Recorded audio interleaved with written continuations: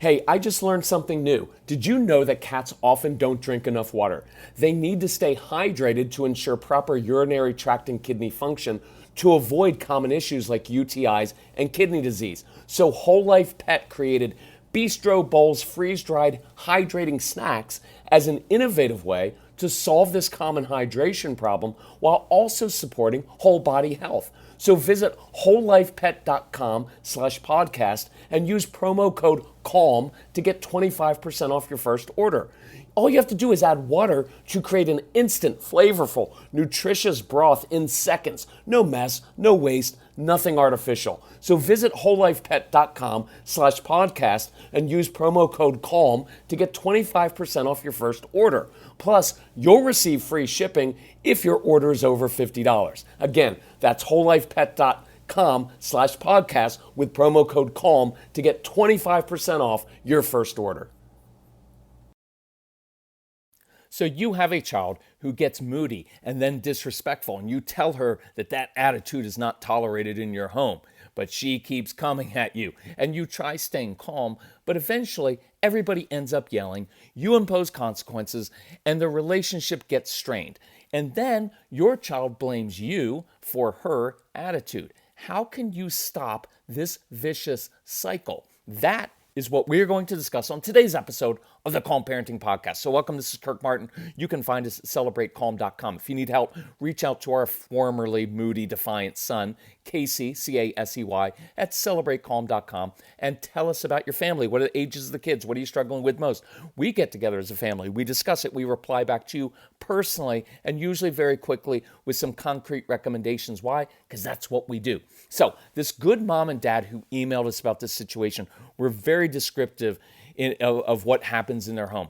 And they wrote, when she gets in these moods, she will blame us, but it is ultimately her initial outward defiance that starts the train down the track. And so my first thought was, one, very good for identifying this, mom and dad. It's her initial outward defiance.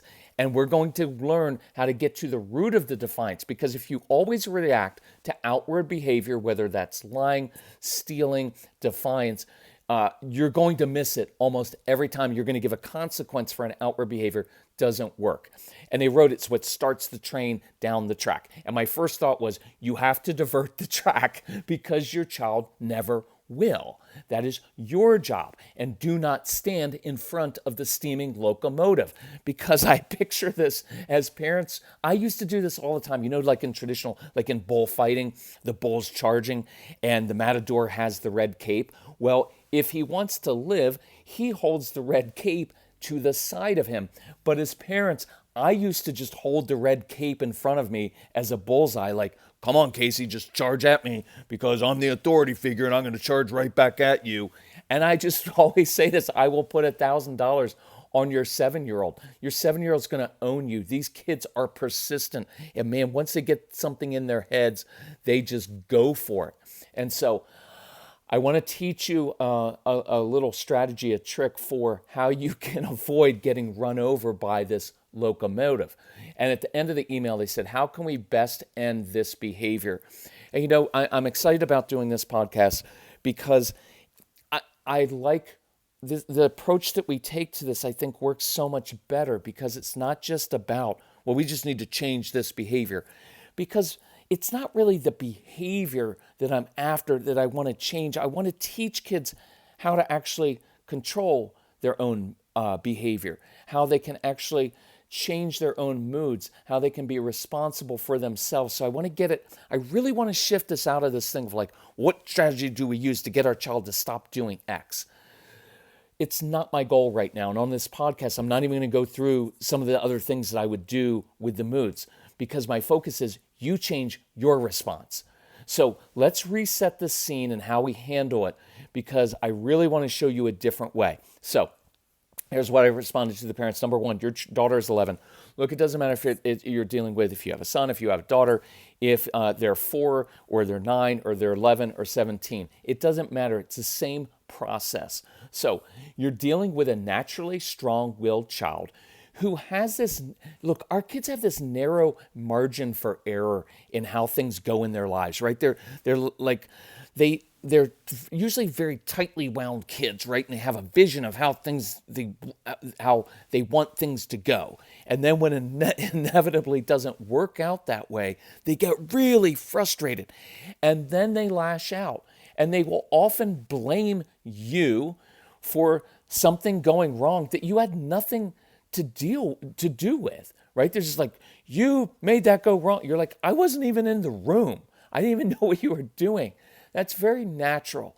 So part of what we want to teach you is to understand these kids so you don't get defensive and take everything personally. Well, I can't believe she's gaslighting us. And by the way, stop using, you can use whatever you want. I'm not going to be controlling. I just hate, nowadays it's like everybody gaslights. Everybody's a narcissist. Not everybody, right? It's just natural human behavior that's happening here of, she doesn't know how to control herself, so she's going to blame you. Your kids are going to do that. And if you try to address that and talk logically in these moments, it's never going to work. And it's just going to escalate all the time. So your kids are particular. That's just how they are. And then you add into it real life stages, right? So she's 11. Boys and girls in middle school, they're going through some hormonal changes, and even earlier than that, right? And maybe you're going through some changes in your life stage. Know where you are. And so, with these kids, I like for them to have a really healthy physical outlet if you can. The sensory issues are a big deal. So as much as you can, I want these kids playing sports, playing very physical things, swimming, gymnastics, martial arts, having things around their house like a tennis ball that they can roll under their feet. That feels so good, or even in the car. Things like, weird things, facial scrubs, things, different kind of soap that's all that has some texture to it. Don't overlook those things. They can be really calming for our kids, but that's for a different podcast. So we know what's going on. We know that. She's strong-willed. She's 11. She's going through some hormonal things. That's a given. Number 2, when something goes wrong with your kids, they immediately, it's usually little things, they're not happy. There's nothing new here, right? I want you to realize these patterns. It's not like, oh my gosh, my child is moody. It's like they've been like that since they came out of the womb. So she comes at you emotionally and physically with a bad attitude. She's disrespectful, rude, and demanding. Again, none of that is new. We've seen it before. So number 3, you respond as most good parents would. You're firm and say, hey, this attitude will not be tolerated here. You even use the tone of voice that I've modeled and said, even matter of fact. But it's not going to work, and you're not doing anything wrong at all. And this is what I hope you can take from our podcasts and materials. You're not necessarily even doing anything wrong at all, right? With a compliant or a different child, that would work perfectly. It's just that you're not even dealing with the real issue. You're hearing demanding, disrespectful, rude child, and that triggers you, as it should. And depending on how you were raised, it was like, oh, we didn't talk to our parents. I can't let her get away with this. So I'm going to respond, young lady, you are not going to talk to us that way here. And you're not doing anything wrong, but it doesn't work. And you're playing right into her hands. And let me do a little side note here. See, you're not even dealing with the real issue. Her attitude and disrespect, that's not the real issue. That's the outward manifestation of something inside that's frustrating her. It just comes out as attitude toward her parents. And until we break this cycle, it will always predictably spiral. You cannot talk to us like that, young lady. Just did, because that's what Casey said to me one time. Just did, right? And you want to, like in that moment, you want to almost murder your child. Don't do that, right? But those feelings, I also want to normalize. Look, being calm is not really the end goal. It's a means to an end. And being calm doesn't mean you're Gandhi. Oh, things don't bother me anymore. Sure they bother you because it's disrespectful language and you want to strangle that child and be like, what are you thinking? Why would you talk to me that way? It's normal to feel that way, but I don't want to act on my feelings and my impulses because it doesn't work. So what do we usually do? You know what? You are so rude. If you keep that up, you know what? You're not going to Sarah's house later. And then the consequences begin getting amped up. But she's so far gone emotionally. This is the decision point, right? When it trips over, you know what? Keep that up. You're not going to Sarah's house. Fine. I don't even like Sarah anyway. And once you're at that point, you have to step to the side. You've got to take a different path, because otherwise what happens every time? Predictably, it just spirals out of control. Because in this moment, she cannot respond rationally. So she finally doubles down on everything, and the night is ruined. Fine, Sarah's stupid. I don't like her either. And then what are you left with? And then I noticed these parents. I said, you're playing right into her hands, because your child kind of likes this for a couple reasons. One, when you react like this, your child gets a lot of emotional intensity during these times, because you guys get upset, you put down your phone, and now 100% of your energy is focused on her. That's way more stimulating than doing some little task that you asked her to do. She also likes it because getting into an argument with you is a diversion from controlling herself, which is really hard. And now it's you that is out of control. So it does give her some leverage to blame you, because you did escalate it. Look, I'm not blaming. Look, you're like, my daughter blames me, you blame me. I'm not blaming you. I'm just saying it's your fault. I'm kidding. I'm just saying you played into that, and I don't want you to play into that. Let's go through this really quickly. See, when your child, right? I'm out of control. I did something stupid. I know that I just overreacted to a situation that I shouldn't have. It wasn't a big deal, but I'm already down that path. And now I'm yelling at my parents because I'm so frustrated that what didn't go wrong, and I don't know how to handle it. So you're the closest one to me, so I'm going to blame you. And I'm too far gone. And then I get met with, you know what? You need to stop talking to me like that. Well, now there's all this intensity and chaos going on. I'm doubling down. I can't control myself because I'm a kid.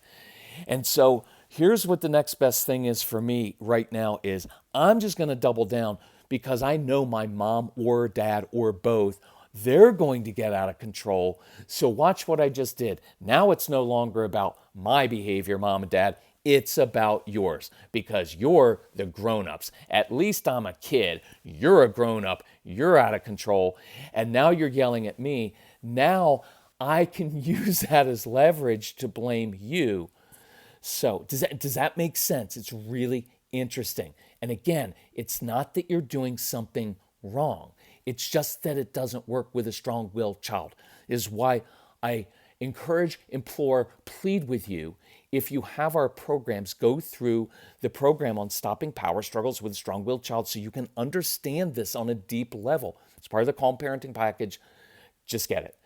So, look, it doesn't work with a strong-willed child, which is perfect, because otherwise I'd be bored in life and I wouldn't get all your emails. So, she comes at you with her predictable attitude, and you respond predictably as good parents, and it escalates.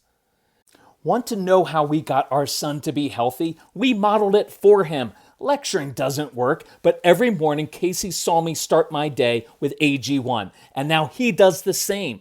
I love my daily AG1 routine. It's easy, quick, no mess. I put 1 scoop of AG1 into a bottle of water, shake it up, and start my day with 75 vitamins, probiotics, prebiotics, and whole food sourced ingredients.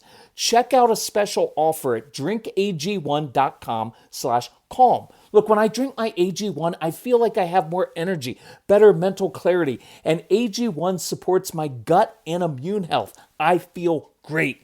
AG1 is the supplement I have trusted for years to provide the support my body needs daily.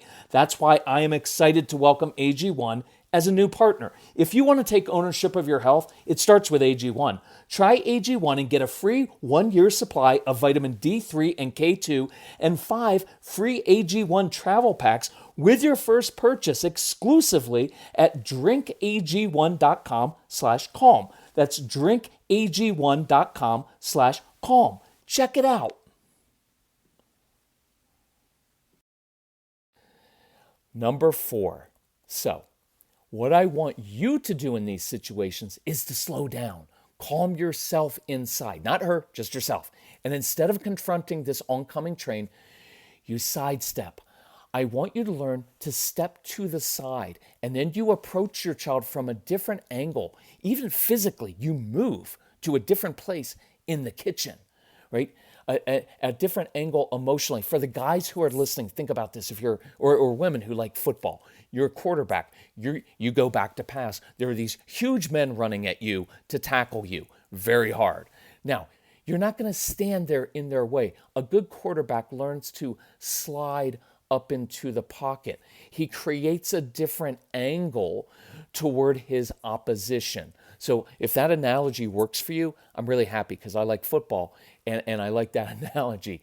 And so this is the most important part of the process. It's not about getting your daughter back down right now. It's about you making a conscious choice to see the situation differently, to lead her to a different place. See, in the calm parenting, we're leading our kids to contrition instead of demanding an apology. We're leading them to a different place emotionally rather than you need to change your behavior.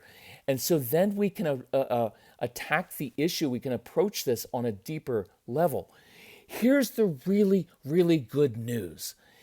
And it's this. This is completely in your control. See, you can do this. But think about this. If the resolution of this situation and encounter is dependent on immediately changing the mood, attitude, and behavior of an intense child, then we have no hope. But this is within your control. So, your job right here is to be the mature, not perfect, the mature grown-up who breaks this vicious, predictable cycle instead of playing into it. She, your daughter, your child is not going to break this cycle. You can, and you are, because I believe in you. So you literally step away, walk a few steps to a different angle to buy some time, to create some space to think and process and slow things down. Instead of reacting to what's going on outwardly, try to get to the root of it. Now, here are a couple of ways I did this with 11-year-old Casey, because he was filled with attitude at 11 months, at 11 years, but he's an awesome young man. He's an awesome kid like your kids are and will be. So I'd say, hey, Case, listen, the last 43 times I've heard that tone in your voice. It's because you are anxious, frustrated, or hungry. Those are his 3 triggers to this day.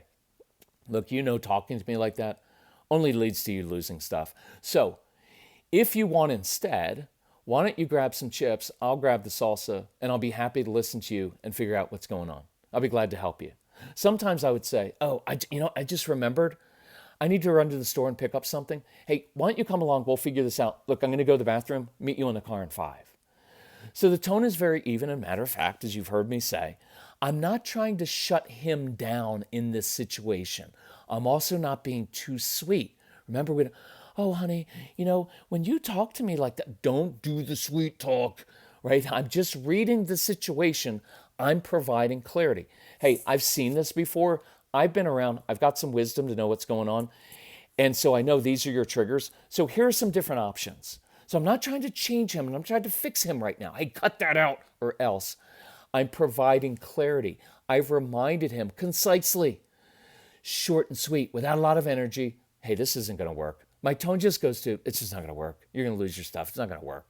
But my energy goes into problem. So, hey, if you want to do this instead, and I didn't tell him he had to, I gave him some ownership. Hey, if you want to do this instead, here's an opportunity. It's in his court. I didn't demand anything. I gave him options. I also gave him space to process. Hey, I'm going to run to the bathroom. I'm going to go get some water. I used some movement, and now we're going to meet on the deck to eat the chips and salsa. We're going to meet in the car to go for a ride. I'm changing the dynamic. I'm changing the angle at which I'm approaching because I'm not facing this raging bull head on with a cape. We're sitting next to each other. Our feet are up. We're sharing a snack. There are hundreds of options. And I want you to come up with your own routine, your own go-to plan that you and your daughter, you and your son enjoy doing. Walking a dog, coloring, doing crafts. Let your daughter braid your hair, you braid hers, right? Because you're together, but you've changed the dynamic by leading her. And if she keeps coming after you, I could try a couple other things. You could go completely passive and adopt a straight, emotionless facial expression and just begin coloring. Drain your voice of energy. Look, I'm not impressed by this, and I'm not going to respond. But I will color with you for a few minutes if you want. It's an invitation to slow things down, but you're still together. You could also try giving her positive intensity. Honey, the truth is, watch this. This is kind of a cool one. Honey, the truth is you should feel angry, PO'd, frustrated that we won't let you have Snapchat. You're 11. Your job is to want everything your friends have. Our job is to say no to some of these things. So of course you're angry. Look, we've got two ways to handle this. One, we can yell at each other. You still won't get what you want, and you'll actually lose more stuff. And we'll be frustrated because we just yelled at the daughter we love more than you could possibly imagine. Or, here's a different option. You can still be mad at us, but we can problem solve other ways you can hang out with and connect with your friends after we take a little break. See, I like that a lot because you know what I like partly about it is you've acknowledged you can still be mad at us. We've read it. We've spoken truth. This is what we've done the last 43 times. We get angry, we all yell, you still don't get what you want, or we can take a different path. See, you're engaged and you're giving her intensity. You're validating her feelings, which are legitimate. Your kid, right? Like saying that with a snap, of course you're going to be upset. That is so calming to say that. Of course, it's normal. Look, I'm a realist with kids. I know what their job is, to push the limits all the time and get whatever they want. That's their job. Stop getting offended that they're actually just being kids. That's their job. It would be weird if they were like, you know what, Mom? We have too much already. You know what? We just need to be content and give gratitude daily for everything that you've done to sacrifice for us. If my child did that, I'd be like, you're up to something. That's manipulative, right? When they're adults, they can do that, but most of us even struggle with that. So I'm recognizing reality, and you're offering another alternative, even though she won't like it. Look, there are 10 other ways to handle this. And in our programs we get through, what are the ways to change a child and help a child who is handle their own moods, control their own impulses? We go through that. But for the purpose of this podcast, I want to keep this very clear on. This week, let's practice this. Let's practice changing our own response. The common denominator is that you are the one who chooses to respond differently rather than hoping that your child does. Obviously, I love anticipating these moments. I've got other proactive plans to work off that energy. But this week, let's practice your response because it's really cool how that works. Listen, if we can help you in any way, reach out to Casey, Casey, at celebratecalm.com.